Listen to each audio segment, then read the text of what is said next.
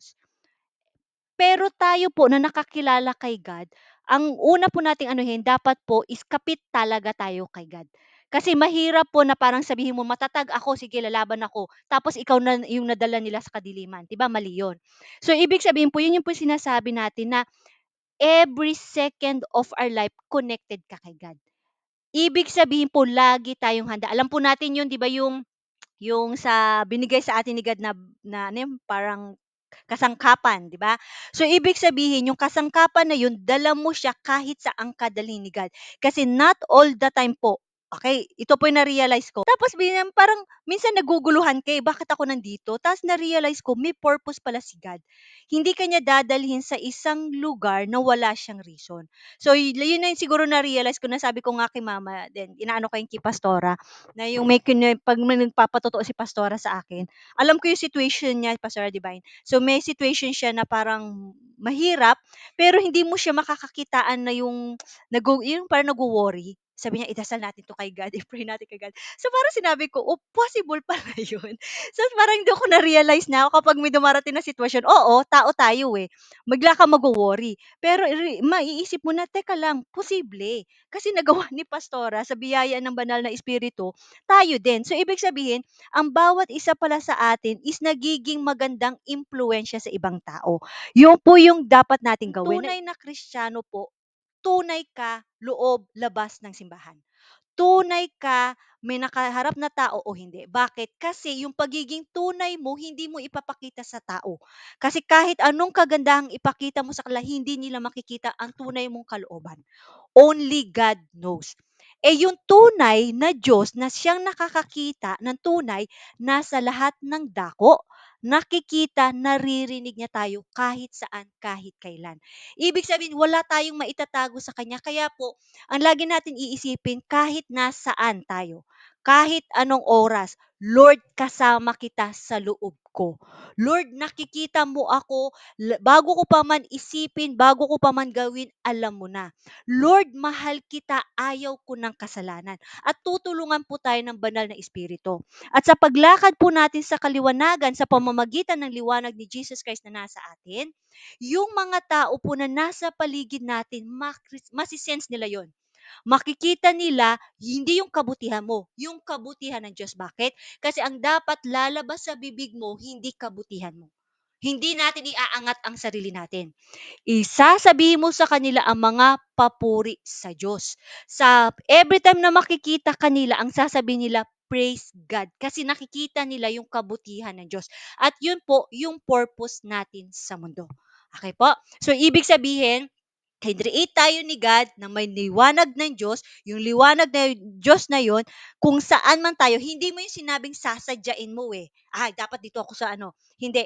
Kung nagkataon na dinala ka doon ni God na hindi mo parang ini-expect, bigla ka na lang nandoon. Ang isipin mo, andoon ka for a purpose. At yung purpose ni God noon is to bring people back to God.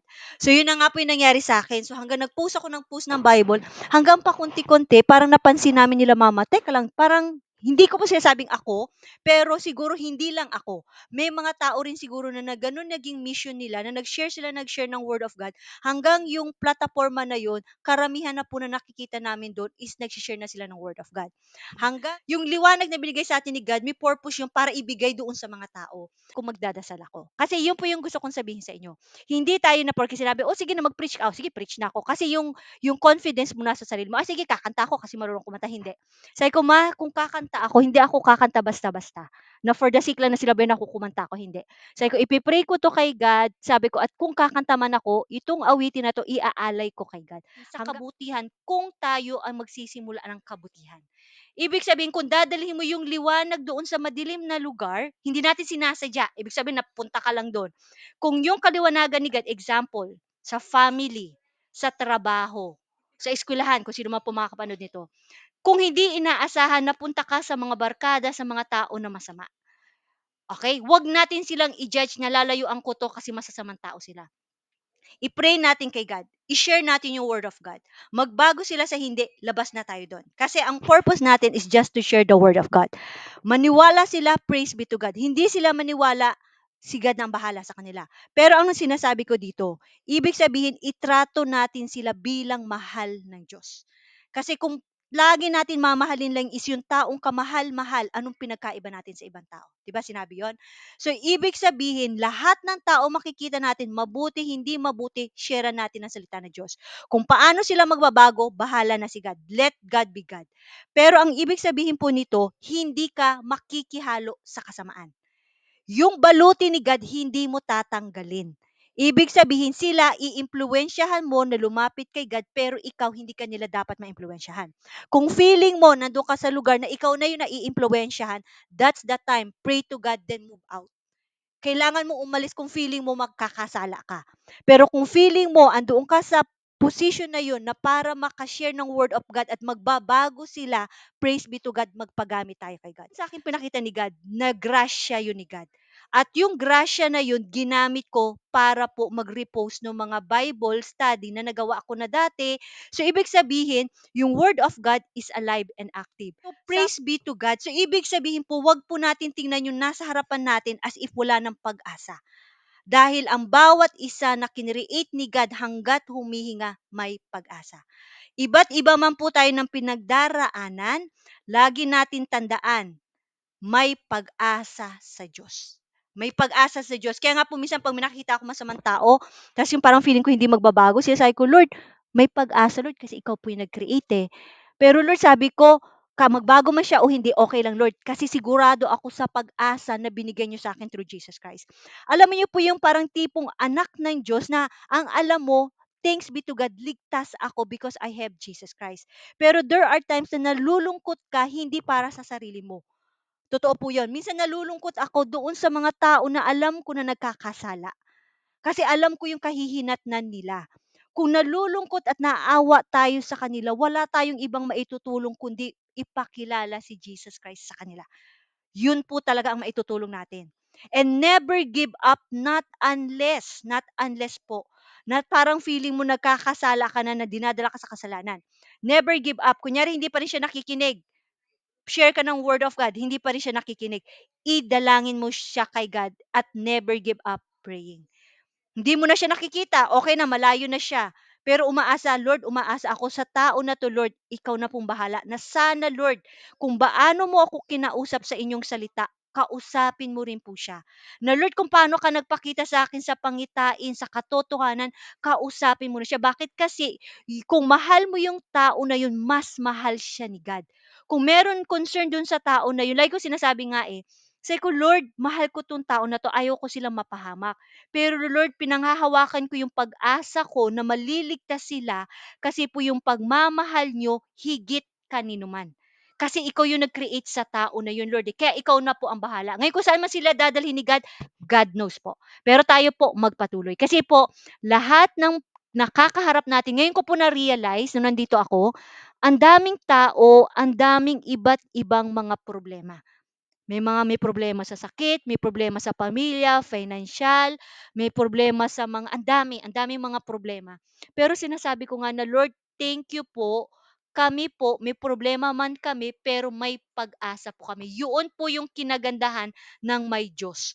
Yun po yung kinagandahan na nag-aaral ng salita ng Diyos. Kaya wag po tayong manghinayang sa oras ng pag-aaral ng salita ng Diyos. Kasi po kahit gaano na kalakas, okay, kahit gaano na tayo kalakas kay God, there will come a time po na talagang panghihinaan tayo minsan sa mga pagsubok. May darating at darating po na magkakaroon ka ng challenges in life. Pero pag hindi, ibig sabihin, hindi napuputol yung komunikasyon natin kay God through prayer, through reading Word of God, through fellowship, through Bible study, kung nandoon yun araw-araw, ibig sabihin po kahit may mga pagsubok, hindi ka mag-give up kasi yung pag-asa po natin buhay.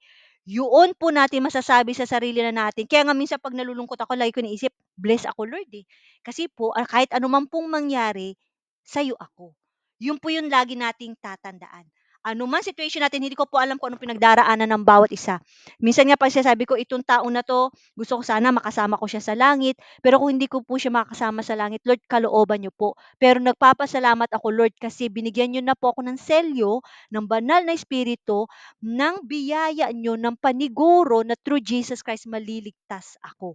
Ikaw na po yung bahala dun sa tao na yun. Kasi as much as we wanted to save them, salvation is only through Jesus Christ. At yung mga tao po voluntarily dapat sila ang relasyon kasi nun hindi grupo. Hindi porke kapamilya ko maliligtas. Hindi porke kasama ko sa simbahan maliligtas, hindi po. Kaya po kung may nakikinig man po nito kung kasi po pino-post ko 'to sa iba, nakakakilala o hindi ka pa man po nakakakilala kay God, dapat po magkaroon tayo ng personal na relasyon sa Diyos. At subukan po natin 'pag nakita po natin yung personal relationship, ibig sabihin ituring mo siyang Diyos Ama talaga. Na alam mo na nandiyan siya, mahal ka niya, makapangyarihan siya, siya ang pag-asa mo, siya ang buhay mo, ituring mo siya na siya ang katotohanan. Kasi 'pag gano'n po kasi ang naging mentality natin at pananampalataya natin, tingnan mo po, magiging iba ang pananaw natin sa Diyos. Magkakaroon tayo ng tunay na relasyon kasi makikilala mo siya. At so kung meron man po nakikinig na 'to na hindi mo pa kilala ang Diyos, God is always asking us to come into His holy presence. Anytime, anywhere po.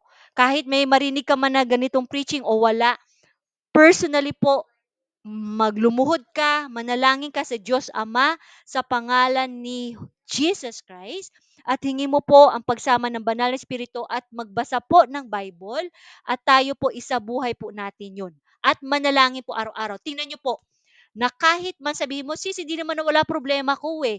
Hindi nawala ang problema mo, pero may pag-asa ka. Buhay na pag-asa na balang araw mawawala din lahat ng problema. Balang araw lahat tayong mawawalan ng sakit. Balang araw hindi na tayo maghihirap. Balang araw magkakaroon tayo ng tunay na kapayapaan sa kaharian ng ating buhay na Diyos. Yun po yung tunay na pag-asa. Okay po? Ngayon po, basahin po natin dun sa Bible verse. So, self-explanatory na lang po to. Sabi po dito sa Romans chapter 12 verse 12. Ang salita ng Diyos. Tagalog Contemporary Bible po. So, Romans o Roma chapter 12 verse 12. Sabi po dito, at dahil may pag-asa kayo sa buhay, magalak kayo. Magtiis kayo sa mga paghihirap at laging manalangin. So, yun po yung tandaan natin. Oo, hindi maiiwasan. Pag biglang dumating yung problema, malulungkot ka. Hindi po maiwasan yung tao tayo. Pero ang sabi, isipin natin na meron tayong tunay na pag-asa. Yung kagalakan na iniisip mo na, Lord, magiging okay din to. Lord, makakaligtas din ako sa problema na to. Lord, buhay ka. Lord, mahal mo ako. Lord, hindi mo ako pababayaan. Lord, magagalak ako kasi po mahal mo ako. Yun na lang po eh. Yun lang lagi ko iniisip eh kapag malungkot ako, mahal ako ng Diyos. More than enough na yung para maging masaya ka. Kasi kapag mahal ka ng Diyos, nasa iyo ang lahat. Okay po? Sabi doon, magalak daw tayo kasi meron tayong buhay na pag-asa. Buhay si Jesus Christ. Buhay si God the Father. Buhay ang banal na Espiritu. Magtiis kayo sa mga paghihirap. Nung sinabing kayo, walang sinabi dito magtiis ang mga nagpipreach, magtiis sila pastor, pastora, hindi. Nung sinabing kayo, lahat tayo. Kaya expect na po natin. Minsan iniiwasan natin, ayoko yung mga ganyan na mga preaching, yung sinasabing maghihirap. Hindi po natin maiiwasan. Yun po ang katotohanan. Kaya kailangan po talagang sabihin yun. Bakit po kailangan? Kasi kahit si Jesus Christ nga, di ba? Sinabi, in this world, you will have troubles. Bakit? Kasi gustong sabihin ni Jesus Christ na normal sa mundo na magkaroon ka ng paghihirap. Normal siya. Kaya wag po natin na isipin, ay naghihirap ako, mas wala na akong pag-asa. Hindi. Normal yon, may paghihirap. Pero hindi normal na mawalan ng pag-asa, lalo na sa anak ng Diyos. Ibig sabihin po na kahit naghihirap ka dahil alam natin yung sinabi ni God, ang sabi ni God, magtiis ako sa paghihirap. Naghihirap ako ngayon. Alam ko na, ang gusto ni God, magtiis ako. Kasi alam mo na, ibig sabihin, ganun kaganda po na kilala mo si God through His Word. Alam mo na nung mangyayari pa lang sa iyo yung pagsubok, alam mo na alam ko na, sinabi na 'to sa word of God. Magtiis ako, pero meron akong buhay na pag-asa. Okay po? So kung may pinagdaraan man tayo, magtiis, pero 'wag mawawala yung pamumuhay ng kabanalan. 'Wag mawawala yung connection kay God. Nagtitiis, ibig sabihin, magkakaroon tayo ng patience sa paghihirap, pero still connected sa Diyos. Okay po? At sabi do'n, at laging manalangin. Ba't dinugtong sa pagtitiis yung laging manalangin? Kasi tandaan po natin, kapag nagtitiis ka, ibig sabihin may pinagdaraanan kang hirap, tama? May pinagdaraanan kang sakit. So sa time na nahihirapan ka, sa time na nasasaktan ka, huwag mo pong kalimutan ang Diyos. Ang iba po kasi, kapag hindi nila kilala ang Diyos, nasaktan, punta sa bisyo. Lalong naguluhan yung buhay. 'Pag kilala natin ang Diyos, ang sabi pala ni God sa'kin, magtiis ako. Nahihirapan ako, nasasaktan ako, pero magtitiis at ako at mananalangin. Dugtong 'yon, hindi siya option. At manalangin. Sa pagtitiis natin, sa pinagdaraanan natin, huwag natin tanggalin ang komunikasyon kay God. Ang pananalangin po is communication with God.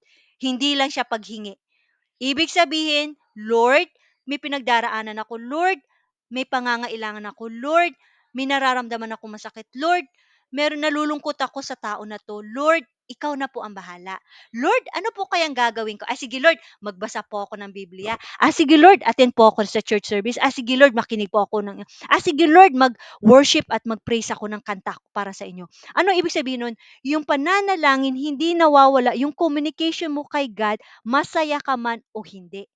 At sa pagpapanalangin mo yun at tandaan mo, sabi pala ni God, magalak ako. Balik ka doon sa pag-asa mo. Ibig sabihin, nakalimutan mo na yung sakit mo. Bakit?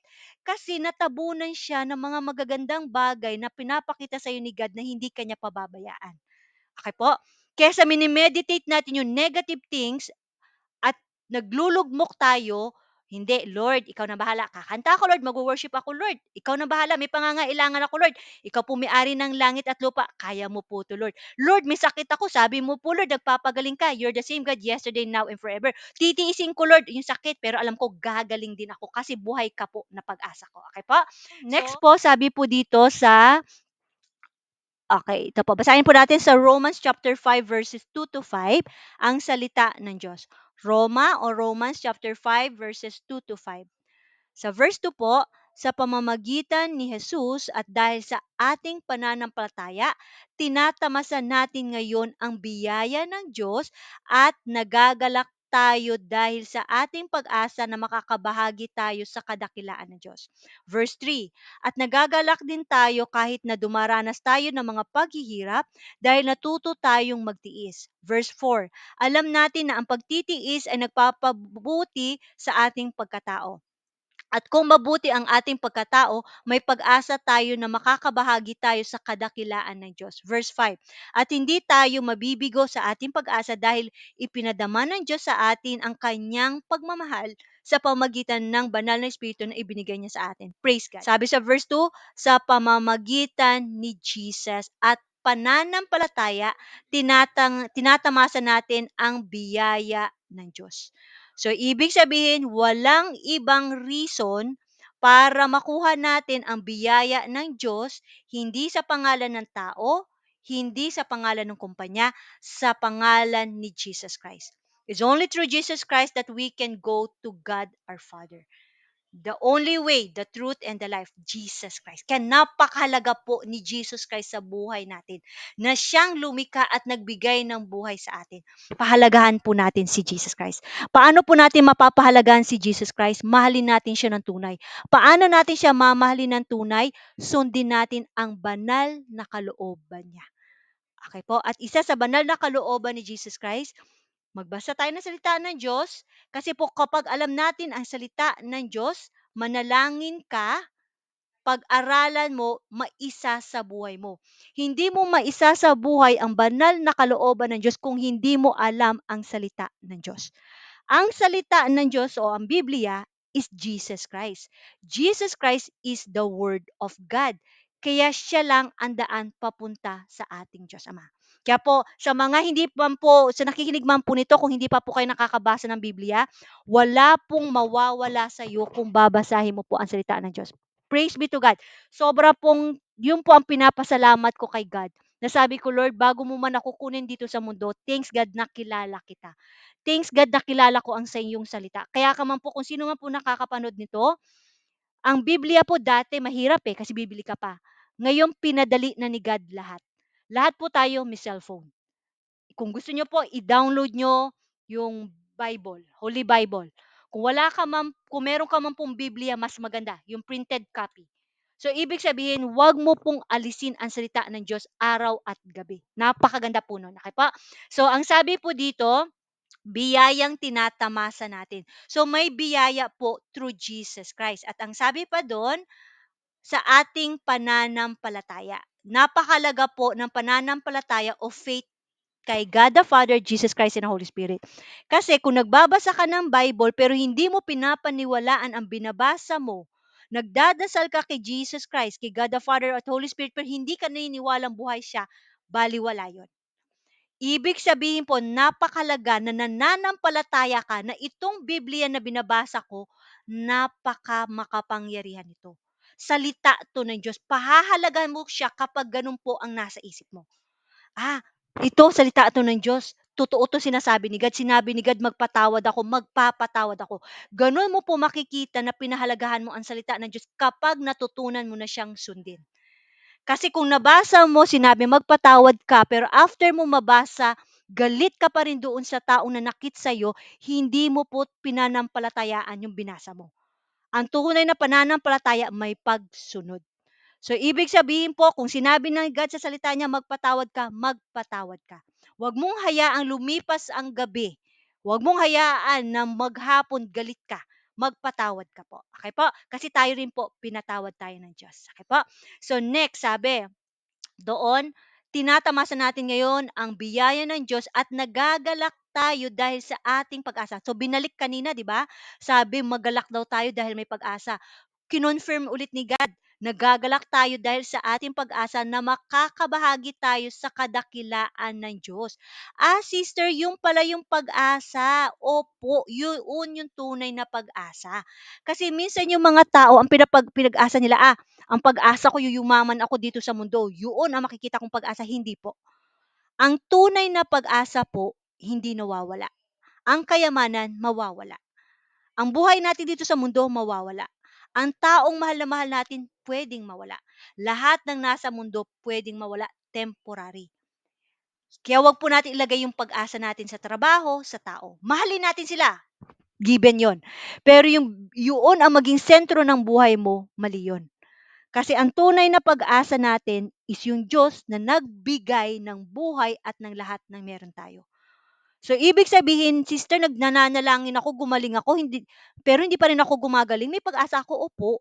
Kasi yung sinasabing tunay na pag-asa na magagalak daw tayo doon sa kalangitan, doon sa kaharian ng Diyos. So, brother and sister, matupad o hindi man matupad, masunod o masagot o hindi man masunod yung panalangin mo, kung connected ang puso natin kay God, yung pag-asa natin buhay.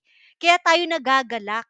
Kahit na may nararamdaman ka, kahit may pangangailangan ka, kahit malungkot ka, masaya ka, ay okay lang. Kasi sa langit ang punta ko. Kasi mahal ko si God eh. Mahal na mahal ako ni God, okay lang. Yun yung tunay na pag-asa. Kaya po tayo, praise be to God. Hindi po tayo dinala dito ni God ng parang baliwala lang. Kasi may purpose si God sa buhay natin. Yung pag-asa na binigay niya sa atin, i-share din po natin sa iba. Sa verse 3 po, at nagagalak din tayo kahit na dumaranas tayo ng mga paghihirap dahil natututo tayong magtiis. So sa mga pagsubok po natin, malungkot, sa totoo lang po, malungkot, mga ano, pero doon sa mga pagsubok na yon, ang lagi nating tanungin, Lord, ano pong gusto niyo kong gawin? Ano pong dapat kong gawin? Huwag mong sisihin si God. Walang kasalanan ang Diyos na nangyayari. Kung may pagsubok man, lagi kong tinuturing ang pagsubok as a challenge para palakasin tayo ni God. Hindi tayo bibigyan ni God ng pagsubok para ibagsak. Bakit? Tandaan mo, balikan mo ang katotohanan, mahal tayo ng Diyos. At dahil mahal niya tayo, hindi niya tayo gagawang saktan. Pag yung kasi ang nasa isip mo, hindi ka magagalit sa Diyos. Kasi kilala mo na ang Diyos mahal ka. May problema ako, ba't nangyari to sa akin? Mahal ako ni God. Hindi ako pababayaan ni God. Hindi pa rin nasagot panalangin ko, okay lang, mahal ako ni God. Andun yung tunay na pag-asa ko sa langit, mapupunta ako sa Kanya. So, ibig sabihin, hindi napuputol yung kagalakan mo kasi buhay yung kagalakan mo. Okay po? Sabi po doon, verse 4, alam natin na ang pagtitiis ay nagpapabuti sa ating pagkatao. Totoo po yun. Kasi po nung bago ako nagkasakit, years ago, diyan sa Singapore, medyo 50-50 na ako nun, eh. Sorry kay God. Pero aminin ko po, kumbaga parang pero hindi yun yung time na nagkita ulit kami ni pastora. Yung time na nag-Christian na ako nun, uma-attend ako ng Christian church, pero 'pag niyaya ako ng mga kaibigan ko mag-party, andun ako sa party. Christian ako, pero sinabi ganito ang tema ng pananamit, susundin ko kasi sabi yun ng company, gano'n din yung damit ko. Which is nagkasakit ako, okay?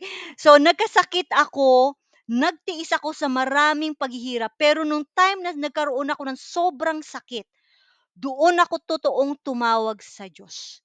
Yun yung turning point ko sa buhay ko na parang sinabi ko, feeling ko nga nun mamamatay na ako eh. Nung time na yun, di sa totoo lang po, akala ko na mamamatay na ako. Tapos bigla ko naisip yung mga PIN number ng ATM. Sabi ko, kanino ko ipapadala?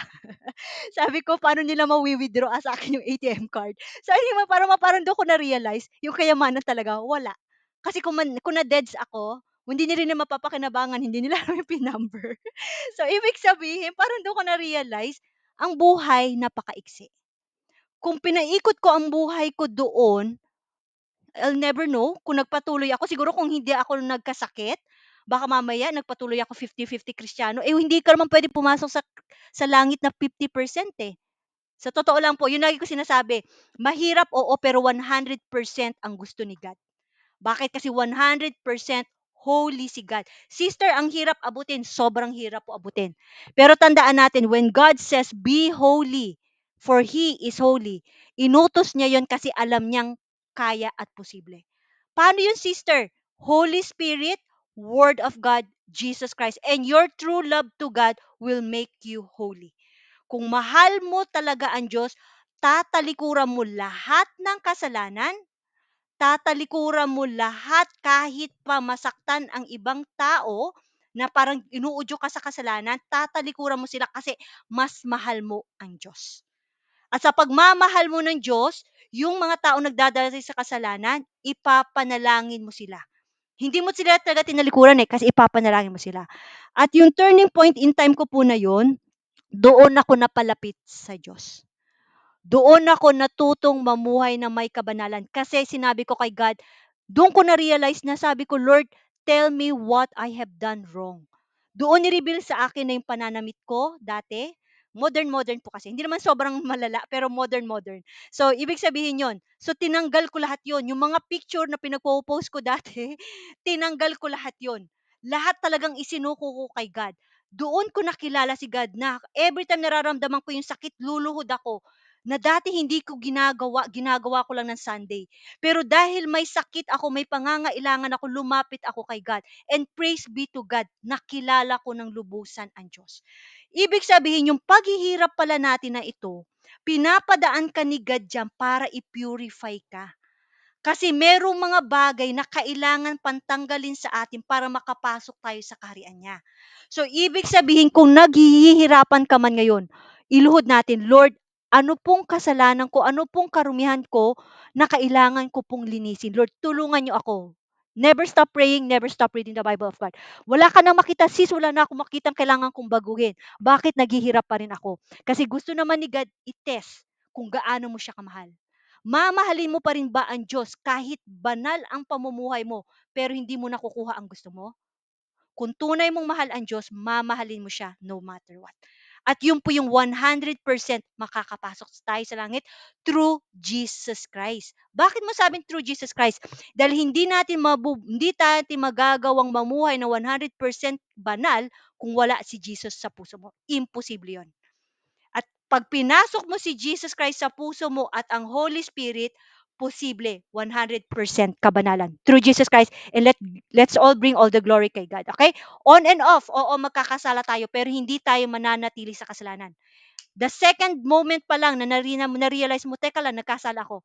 Lord, forgive me and help me sin no more. Huwag mo na siyang paabutin ng 2 seconds. Okay po? Kasi kaya tayo ni God linisin. Sabi po doon, at kung mabuti ang ating pagkatao, may pag-asa tayo na makakabahagi tayo sa kadakilaan ng Diyos. Yun yung sinasabing tunay na pag-asa. Sabi, kung mabuti daw tayo. Ibig sabihin pala, sister, hindi talaga pwedeng 50-50 ako. Hindi po. Malungkot man sabihin, pero hindi po. Pero yun kasi ang katotohanan.